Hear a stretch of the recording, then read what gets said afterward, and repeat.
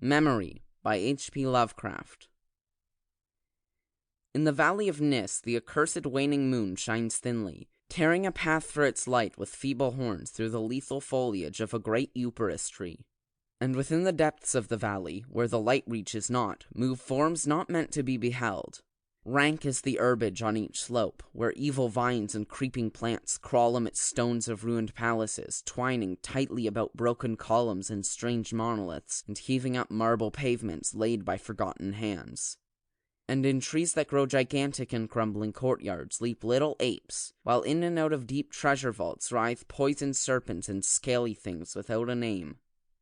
Vast are the stones which sleep beneath coverlets of dank moss, and mighty were the walls from which they fell. For all time did their builders erect them, and in sooth they yet serve nobly, for beneath them the grey toad makes his habitation.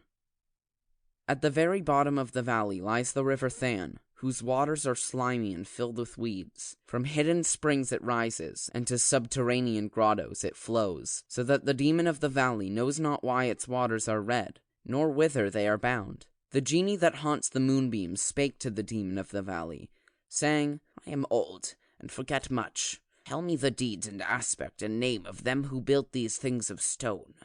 And the demon replied, I am memory, and am wise in lore of the past. But I too am old. These beings were like the waters of the river Than, not to be understood. Their deeds I recall not, for they were but of the moment. Their aspect I recall dimly. It was like to that of the little apes in the trees. Their name I recall clearly, for it rhymed with that of the river.